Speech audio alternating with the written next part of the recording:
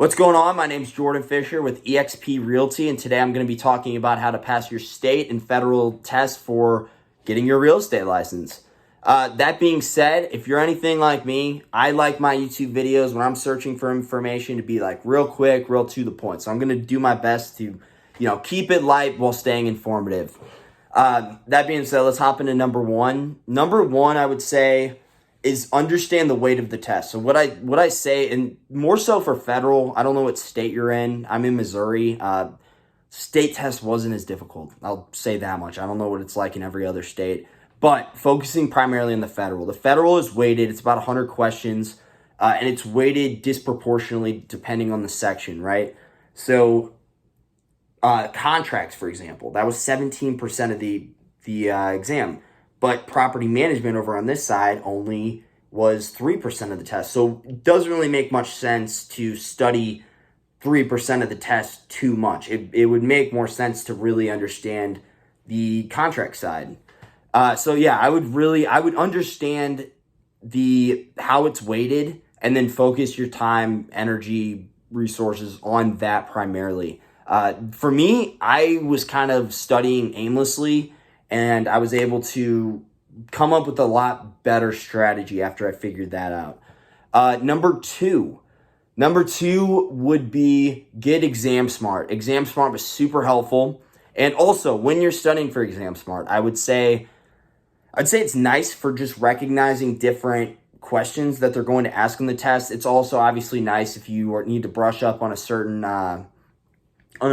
definition. It's real nice. You can click on it and this is what this means.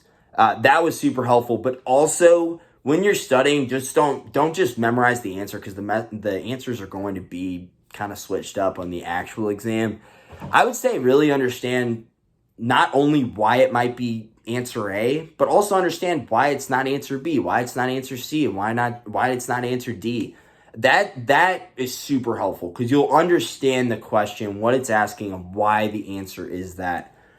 So hopping into question number 3. This is personally a strategy I went into it with, and I think if I didn't do this, there's a decent chance I, maybe wouldn't have passed. That being said, I would say to have some process of elimination, kind of using that same logic I was saying with Exam Smart of understanding why it's not this and why it is this.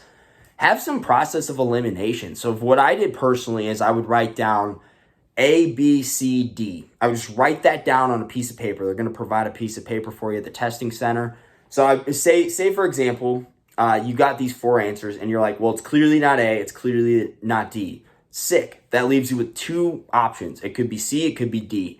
So pretty much what I would do is I'm like, this sounds right and this sounds right. There were points where I'm like, they sound equally right. I really don't know the answer.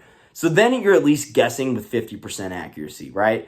But a lot of times what you'll be able to do is say, there's a lot of ambiguity in this test, a lot more so than a lot of tests I've taken in the past. But what I would be able to do is say, this is more right than this. At least to me, this sounds more right than this. So then, you're kind of making a more pragmatic guess whenever you're going into it.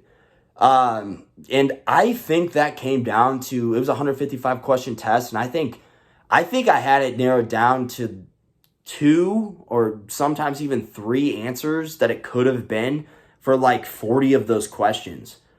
So I would focus on, having some process of elimination, that just logically thinking out everything and explaining to yourself mentally, like, it could be this, it can't be this, it can't be this, or it could be this, and then narrowing down which one sounds more correct to you. If you are studying right now or plan to take the test, I wish you the best. Definitely over prepare, don't under prepare. Wish you the best.